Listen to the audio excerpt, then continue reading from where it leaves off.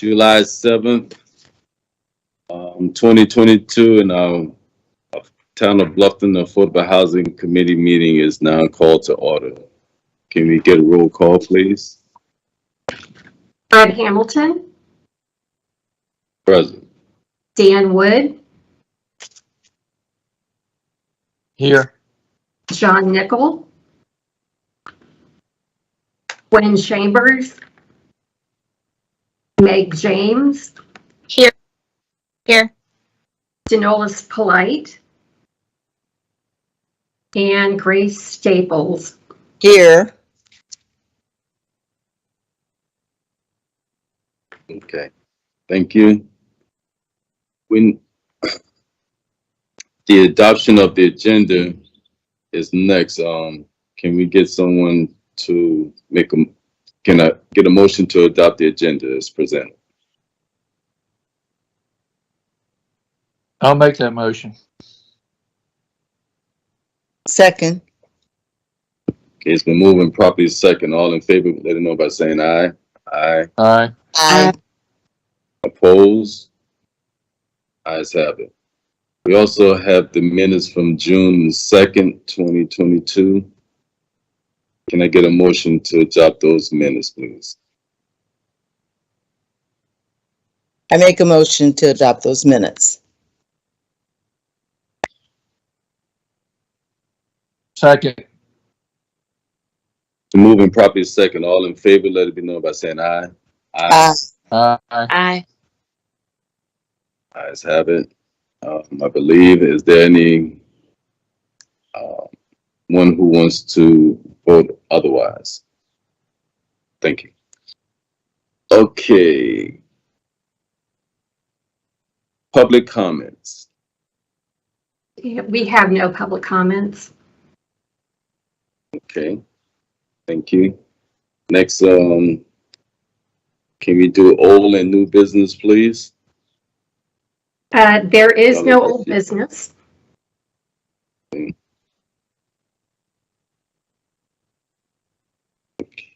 Are you going to present the new business then? Yes, sir. Let me go ahead. As you know, we're beginning our new fiscal year, and we're continuing with the same budget that we had in our last fiscal year. I won't go through the numbers for each of our programs, but again, the budget remains the same. 190 for the home repair for safe and dry repairs. We are closing out 4 applications from fiscal year 22. And then we already have 4 applications for our new fiscal year, and we've sent 2 applications out for income verification. And I do want to add too that Victoria Smalls provided some information about our home repair program, our neighborhood assistance program for the last 4 years. And as you can see from the chart on the screen, we've spent most of our budget for safe and dry repairs for last year. That could be a combination of factors from people applying for assistance after COVID. The need definitely is greater. And I have to say that Vicki has done a great job of reaching out to the community as well. Okay.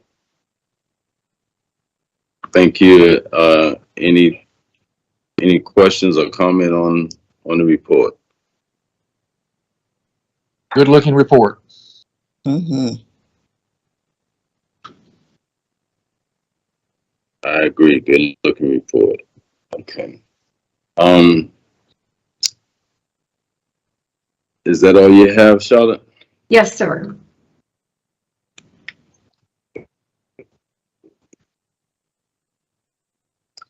Richardson, are you ready to give your updates? I am, Mr. Chairman. Well, thank you, members of the Affordable Housing Committee, for having me here today.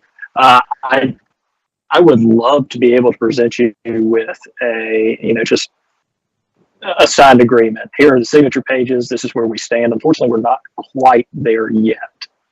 I do believe that the town manager is meeting with the head of the development firm that's working on this affordable housing agreement later today to discuss the progress and what may be holding that up. As far as where we stand, we have an agreement that town council, as I assume the Affordable Housing Committee knows, that the town council has approved in principle, subject to a few minor modifications that we were making. One of those modifications was originally attached to the document was a proposed set of affordability covenants that dealt with rental restrictions. But since the first project that we're doing is going to be single family home ownership, those have to be revised. And what we're using as our baseline document has been prepared by the city of Charleston. So we're using some covenants that the city of Charleston has done for some single family home ownership projects in the past, and just modifying those to make sure that they fit for 1095 May River Road. If I'm providing too little information or too much information, y'all jump in and please ask any questions that you have. As y'all know, this 1095 May River Road project is going to be it's intended to be 14 properties. 14 units, or up to 14 units, possibly 12, and it's going to be mixed income levels. So there are going to be certain that are going to be designated for 60 and below AMI, certain that are going to be designated for 80 and below, and certain for 100 and below. It's also going to be mixed bedroom types. As far as we know from consulting with the developer, the project still seems to be a priority of theirs. They believe that it's going to be effective, and they're going to be able to replicate similar projects throughout Bluffton. One of the big things I anticipate, this is kind of speculation, but I anticipate is perhaps slowing this process down a little bit is the uncertainty regarding interest rates, because they're going to have to secure financing as well as material costs, and making sure that the agreement adequately covers any substantial rise in any of those. We think it does, while also protecting the town, but we believe that we're going to have a signed agreement within the next 30 days. I have requested a phone call with the counsel for the developer later today, if possible, to see if we can figure out what exactly the major holdups are. I truly wish I could give y'all something definitive at this moment, but unfortunately I just don't have that ability. Any questions? Yes, this is Grace Staples. I do have a question. You said 60 below, 80 below, 100 below. Is that 60 below income, total family income? Yes, ma'am. So Ms. Staples, the way that we have,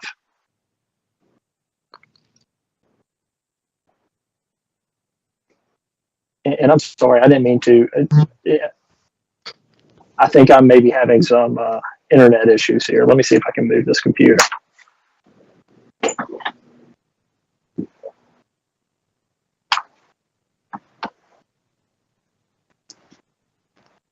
All right, there we go. And Ms. Staples, I'm sorry if I cut you off. I didn't mean to. I think. No, you didn't. Okay. So the way that we have it framed is 60% AMI. So it is going to be based off of the area and median income, but it's also going to be determined by household size. And the way that we have drafted this document is essentially create a definition of qualified household. So a qualified household is going to be a household that meets the mandatory AMI requirement, be it 60% or below, 80% below, 100% or below, but also has, but also will be of an appropriate household size to fit within the appropriate unit, so that we don't have a household with 5 or 6 individuals trying to get into a 1-bedroom or a 2-bedroom. I think it's making sure that, or a household of 2 going into a 3-bedroom household or a unit that may be available. So the way that we structure that is based off of household size. It's tied to the HUD determination of area median income for Beaufort County, and that will obviously change yearly, and it's built into the agreement to be adjusted as of the anticipated date of purchase of the unit. So just because you qualify in 2022 doesn't necessarily mean when the units are up for sale in 2023 or 2024, you may qualify. Do we have any idea when, I know we've got some bottlenecks, any idea when we could break ground? Or are we just too far away from that? We have a general idea, and the general idea is sort of what's being hammered out. So the way that, again, that this agreement is structured is that there are deadlines for the developer to deliver certain materials. This first phase is going to be a lot of the soft costs associated actions, like getting everything designed and permitted, making sure that the town signs off on the architectural renderings, what's going to happen on how the interior is going to be done, and the site plan. Once they have that, they'll need to get their financing in order. And we have that scheduled for anywhere from that period from 90 to 180 days. One of the things that we want to make sure that we do is give enough time so that the developer doesn't have to come back to town council, repeatedly to request extensions of that deadline, but also be reasonable and not give them an entire year to get stuff done that can be done in 6 to 9 months. So that's part of what's being worked on, and we're, quite frankly, because we're not developers, we have developed single properties, but not really have any recent work with developing apartment units or townhomes. We're deferring a little bit to the developer to provide what they believe is a reasonable time frame. So I would say wishful thinking would be as early as the beginning of 2023. Realistically, I would think maybe March. Okay. It just depends on I think the financing is the big question. The financing is what may take the longest for the developer.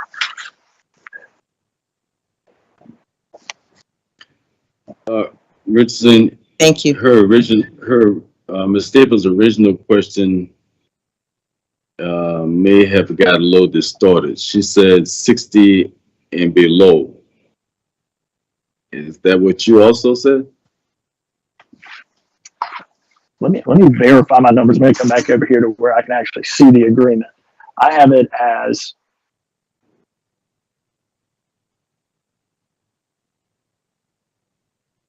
so we have 3 different categories that we designated. There is low income, moderately low income, and median income. So what we have as median income is 100%, is essentially 80% to 100% of the AMI. Moderately low income is that 60 to 80%. And then units that are designated for low income individuals is 60% or below. So if you qualify for the 60% or below, there will be a handful of units available there, but it's also going to be, those qualifications are going to be dependent upon, I'm just trying to make sure that I say this correctly, the ability to adequately supplement that income to be able to get that loan. That's a lot of the time with the AMI requirements, it's easy to put them into a frame when you're dealing with rents. When you're dealing with the actual purchase of single family homes, it can sometimes be more complicated because of the income difficulties that we can have with qualifying and how it's going to be determined with the amount of the down payment. And I'm getting a little bit into the weeds here, into the details, but the idea is to offer certain units and make sure that they're restricted for people who are 60% or under AMI, that we're meeting that obviously huge demand in our community. Heather or Kevin, is that your understanding that we're doing 60 and below? Sorry, the mic was on. Yeah. That's Yes, sir. I'm okay with that, but that's news to me. I just thought we were doing 60 and above. I thought we were doing 60 and below. So how much is below?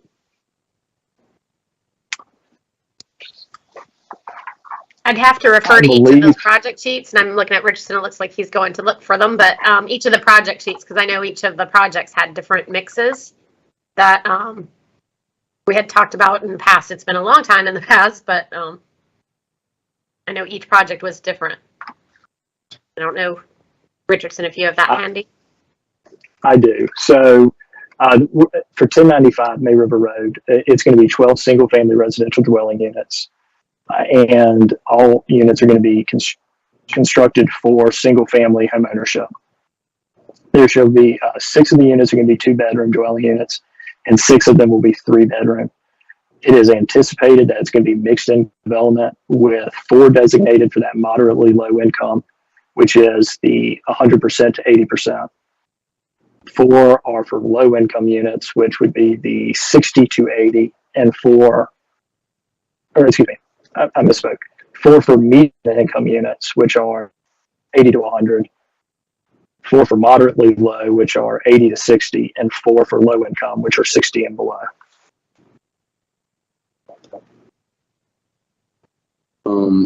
And like again, you still haven't defined what is below 60.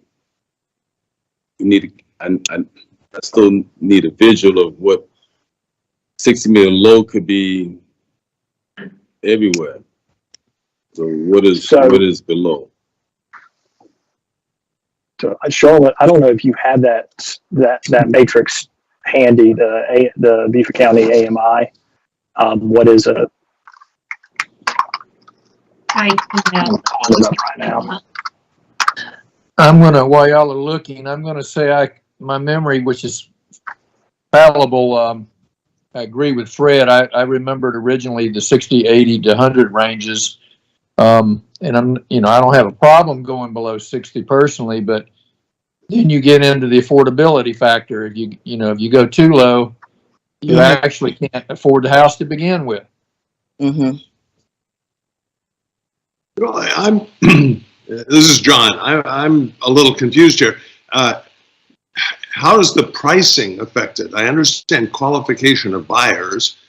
You've got one group of people that can qualify under 60, and another group, above, or it's 100 or more. But how does the pricing fit into that? Is it all the same pricing, or what's affordable? But to me, affordable is the price of the unit, not the bank account of the buyer. You're right. So the way that it typically works, and again, it's easiest to consider this in the context of rentals, but then I'll discuss it in the context of home ownership. So the way that we typically define affordable rent is that a monthly rent inclusive of a reasonable utility allowance, which would be your electric utilities, your water utilities.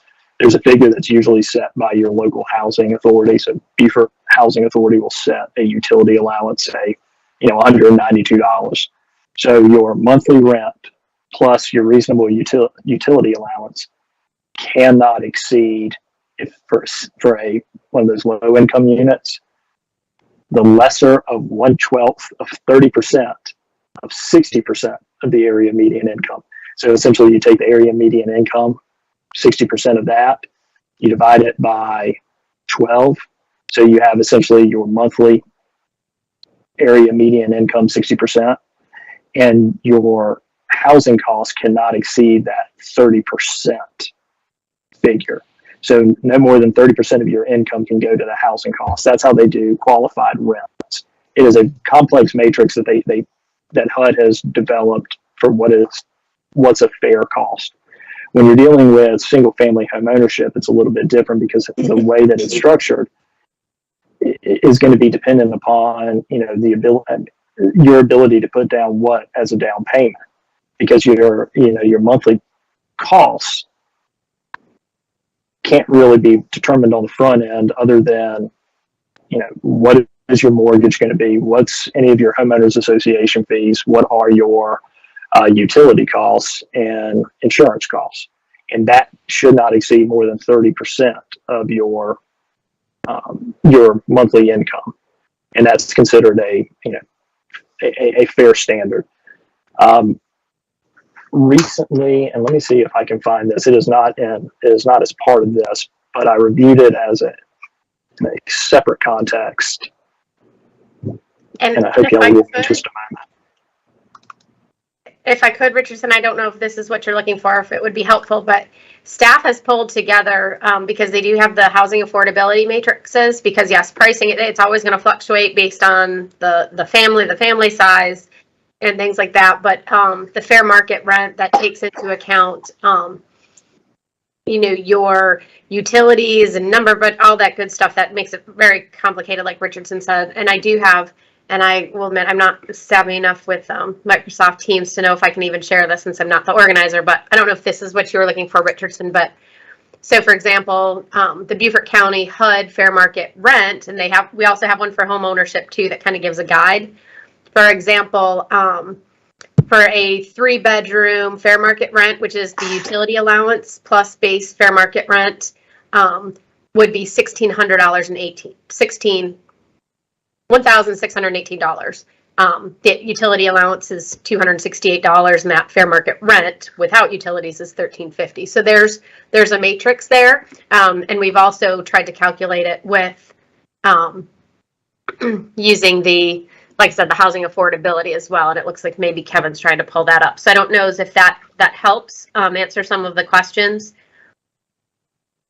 concerning what those costs would be. And here is and again, if I can jump in, here's an analysis that we've done kind of somewhat recently in another context as to what is an affordable home purchase price in Beaufort County. And so a lot of these numbers have probably changed since then, but you're looking at a median home purchase price in this area of roughly $375,000. Mm-hmm. So if you take that $375,000, the amount of, and you look at what the average interest rates are, what the monthly interest, and then what your monthly interest rate would be. You look at your loan length, 30 years, and 360 months. What your reasonable loan amount's going to be, whether that's going to be a 20% down payment or a more likely 3.5, so that you can qualify as a first-time homeowner under some of those HUD programs. And then your additional monthly payments, which include property tax for the county, property tax for the town, property tax for the school district, property tax for fire district, solid waste fees, your standard utilities, other utilities, and homeowners insurance. So what we have done is you try to calculate what a reasonable monthly payment is. So if you put if you buy a $375,000 home, assume you put down 20%, you're going to have a loan amount of about $300,000 with a 3.2 interest rate, which is probably a little bit low right now. You're looking at a monthly payment of $1,301.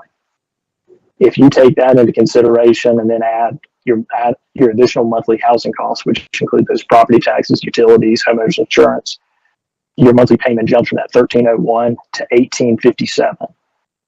What we then try to determine is what is that monthly cost? What sort of percentage is that compared to the area median income for that percentage level? So we worked off 100%, and just using the area median house price versus 100% AMI, you're looking at a cost burden percentage of, honestly, anywhere from 34% to up to 40%. And HUD wants you to be at that 30% figure.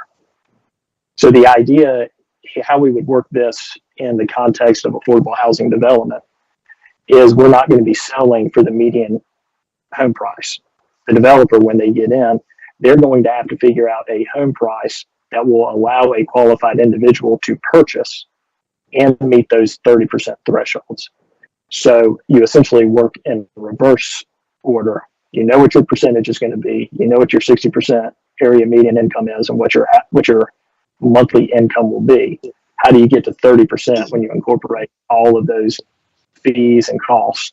And so your purchase price is likely going to drop from $375,000 to, let's say, 155,000 or 160,000. And so the town subsidy by providing the land, by providing, I can't remember the exact figure, but substantial sums to offset some of the developer costs. The idea is that the developer is going to be able to reduce those housing prices to make them marketable to people that meet the 60% AMI requirement. But if I understand correctly, the developer is still walking away with 375, but because of the subsidies, the price is available to a low-income person. No, sir. So the subsidies are on the front end by offsetting some of the costs associated with the engineering work and the architectural renderings. And the way that this agreement is structured is the town is putting up the money on the front end to prepare all of the design documents, the site plan, the engineering work, the architectural work, and then is going to deed the property over without any sort of money coming back to the developer once all those documents are signed off, and hold those documents as essentially the collateral.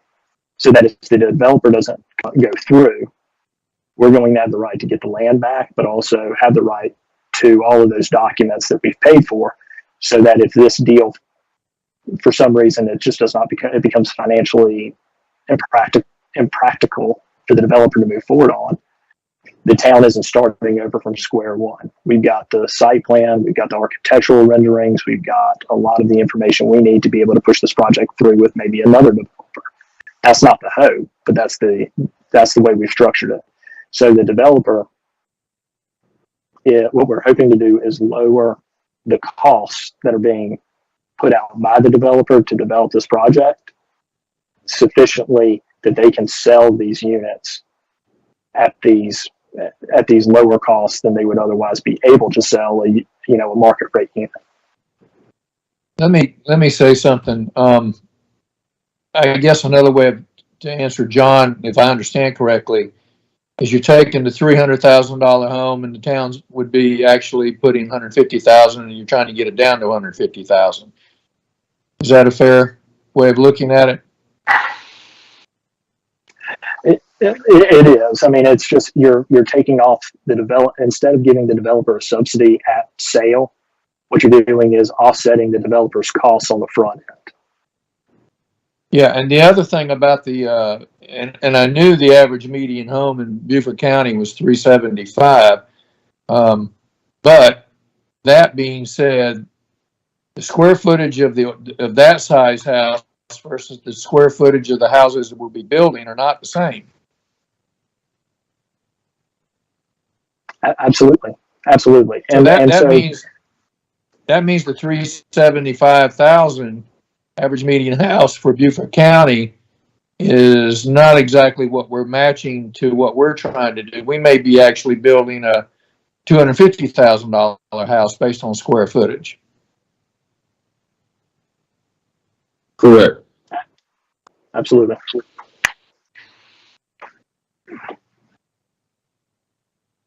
But we still at a crossroad because we haven't heard from the developer. So hopefully the meeting. Go ahead. I'm sorry, Councilman Hamilton. I've got spotty service apparently over by my computer, so I thought you had paused and I interrupted you. No, I was just going to say that was basically saying. I'm basically saying we still don't have enough information for us to put based on what we get when we sign the contract, or even have a developer give us what product they're going to build and square footage and material used, whatever. So we still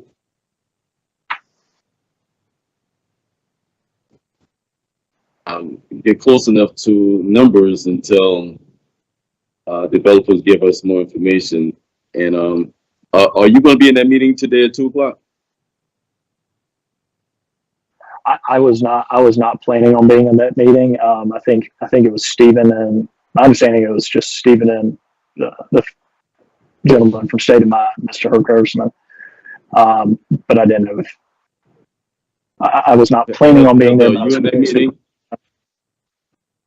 Heather, are you in that meeting?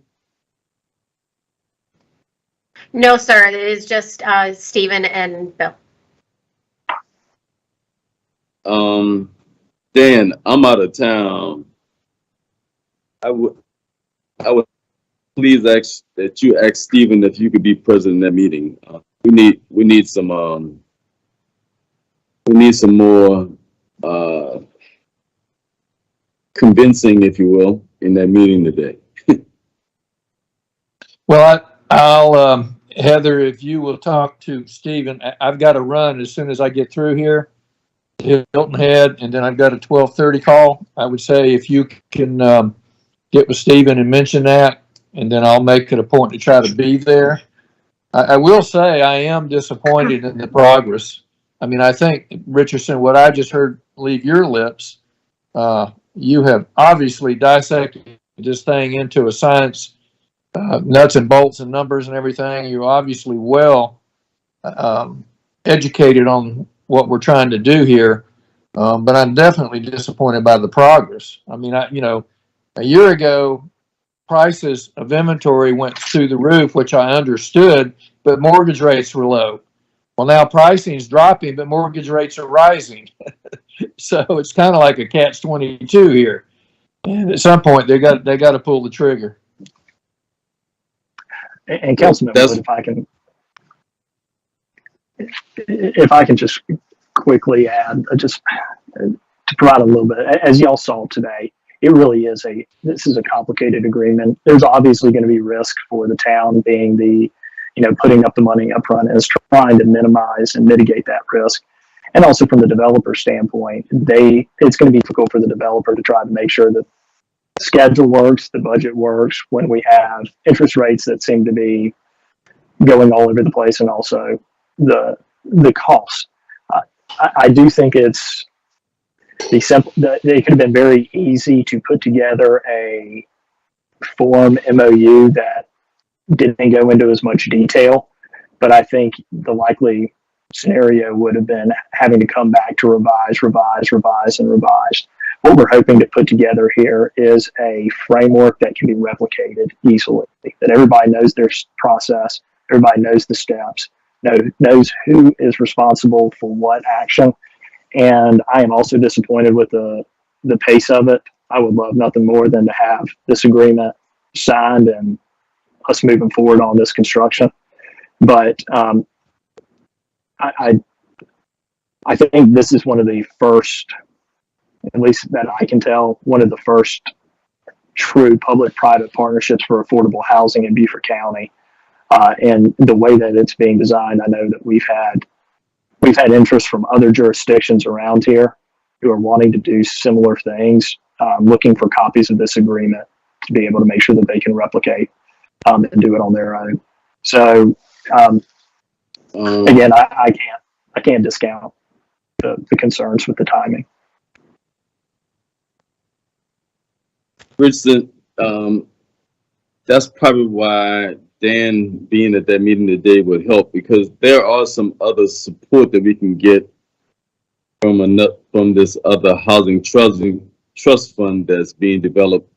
But sometimes I look at that as first come, first serve, and I think we need to be in a place where we can be first in line. And maybe Dan, you can help translate that to the developer today.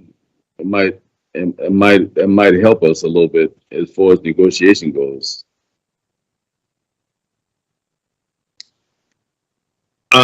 This is John again. A year ago, or maybe it was 2 years ago, we were talking about 3 properties, and the big one was over by the Hargrave site. Are those completely off the table until we figure out how May River Road can get done? Council made a decision, that we wanted to, I guess, feel our way, if that's probably a good way to say it, to make sure that we get a good relationship on one project first, and this being probably the easiest one to construct, we decided that this would be one that we'll say, okay, this really working or not. So, but no, the others are not off the table. It's just that it's been difficult thus far, as you can see, the progress. So now we just trying to make sure we have the right fit in every angle. So this would be a good project to measure by. Everyone understand that? Mhm.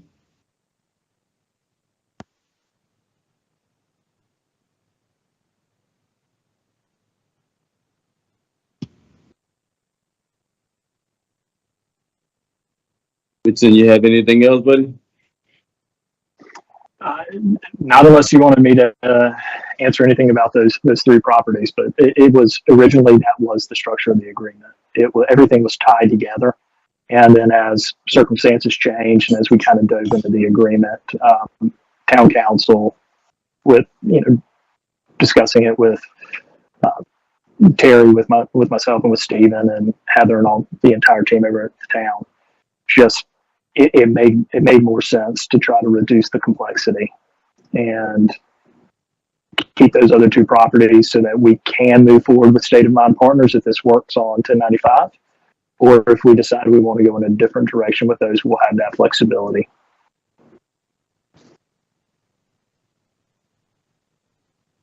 Okay.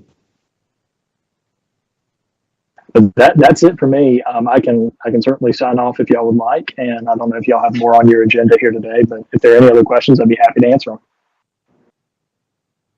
Any other questions for Richardson? Richardson, you're welcome to stay. We're about the end of this journey. Are there any other questions for Richardson? No, I don't have any. Heather or Kevin, do you guys have anything you want to share? No, sir. Nope. We're good. Thank you. I would be optimistic and say Dan and Stephen will bring us a signed contract today. Oh, now I get it. Yeah. All right. All right. Thanks everyone for a good meeting, and hopefully things go well and we'll have a better report next month. Thank you. All right. Thank you. Bye-bye. Bye.